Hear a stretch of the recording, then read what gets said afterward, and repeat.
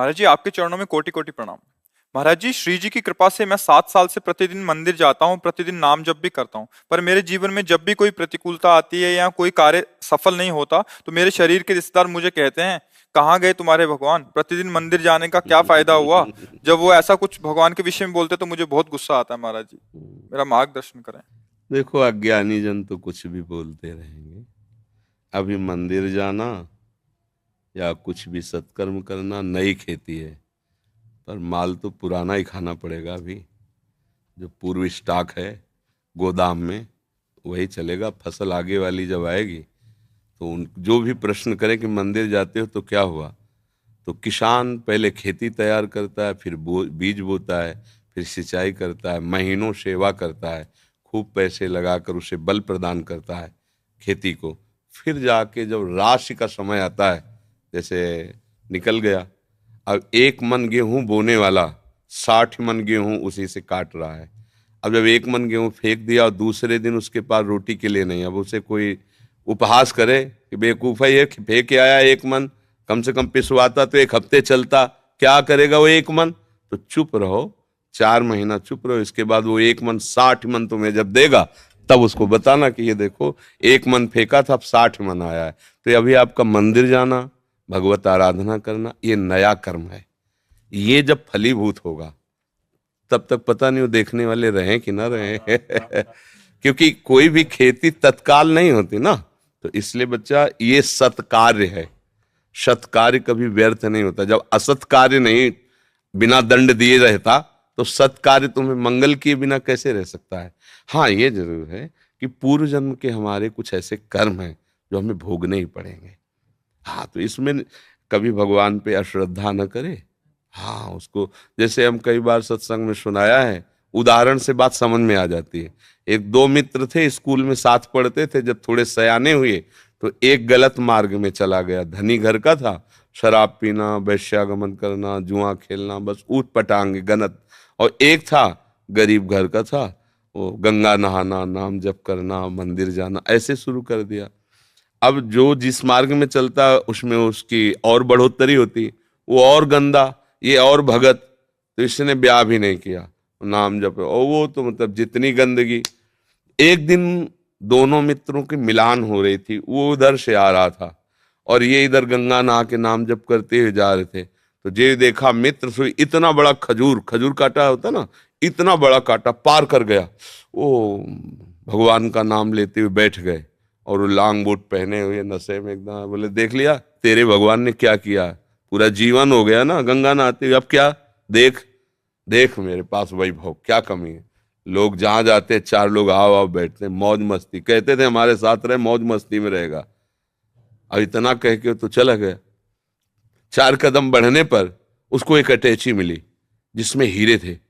लौट के फिर आए, बोले, देख रहे तेरे कांटा लगाओ मेरे हीरे। अब तो उसका विश्वास नष्ट हो गया कि यार मतलब वास्तविक कुछ नहीं है ये सब, गंगा नहाना है सब, चला गया। इतने में जब किसी का विश्वास टूटता है तो भगवान उसको, जैसे आपको यहां भेज दिया, या भगवान स्वयं समझा देंगे।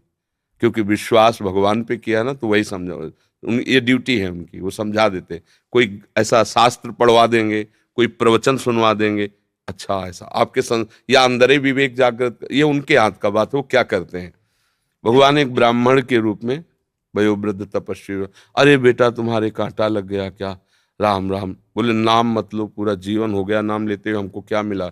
वो हमारा मित्र है, शराब पीता, व्यभिचार करता, नाना प्रकार के, और देखो उसे अटैची में यहाँ भोजन की व्यवस्था नहीं, पूरा जीवन हो गए। बोले, पहले कांटा निकाल लेने दो। भगवान थे, इस सर से कोई पीड़ा नहीं। कहा, बेटा तुम देखना चाहते हो कि उसको ऐसा क्यों है, तुम्हें ऐसा क्यों है?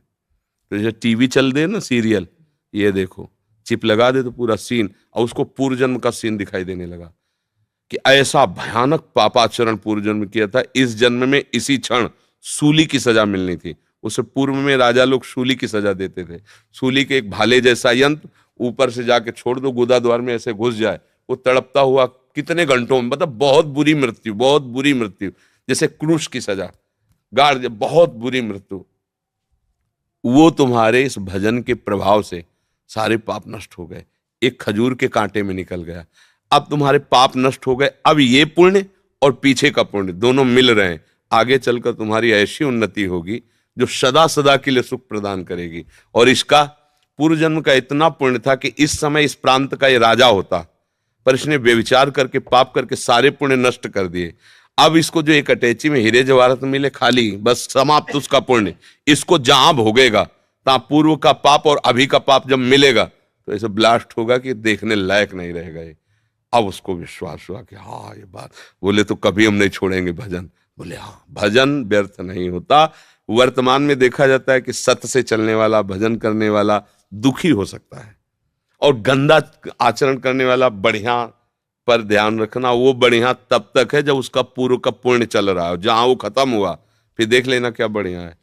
हमने कई बार सत्संग में भी बताया कि एक पूर्वाश्रम में जब हम थे तो वहां आते थे ठाकुर राघवेंद्र सिंह, थे भी ऐसे ही रखे एकदम 20 आदमी राइफल लिए उनके पीछे चले, जब जैसा मन है जिसको जूते से पिटवा दिया, जिसकी माई बहन की तरफ गंदी दृष्टि उठवा लिया।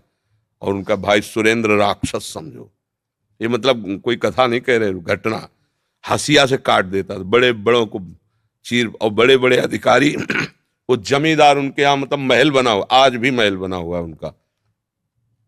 समय जब गिरा तो बड़े वाले को एड्स, राघवेंद्र सिंह को, अब मुंह छुपाए, कानपुर में दवाइयां चल, वो मरा। जे ही मरा तो विरोधी जनों ने चील की तरह छोटे वाले को नोच डाला, वो मरा।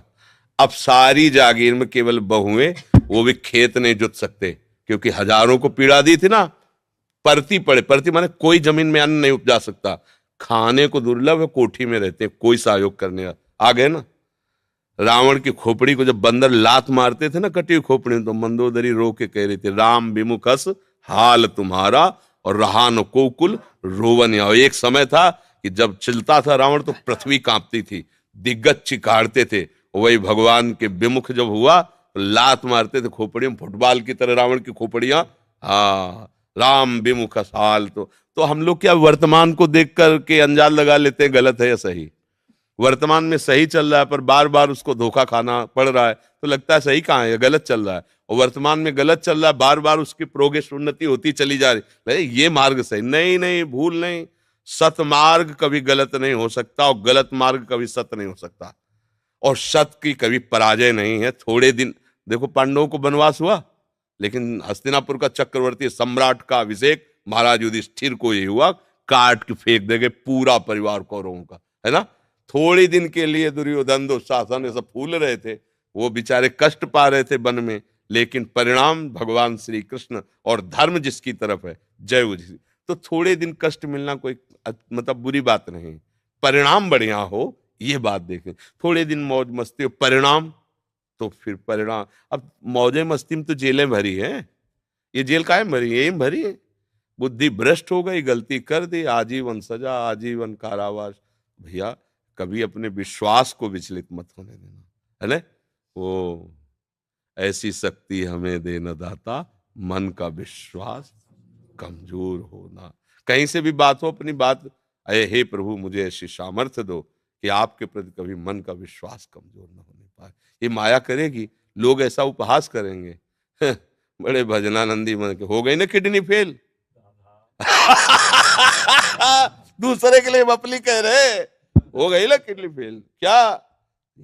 अब ये प्रोग्राम पीछे का चल रहा है नहीं? हमारी नई खेती है, ये देख लो नई खेती है। आप नौजवान राधा राधा ऑफिसर रैंक के लोग नौकरी छोड़कर बाबा जी बने बैठे, ये हमारी कमाई है और ये हमारे पीछे की कमाई है।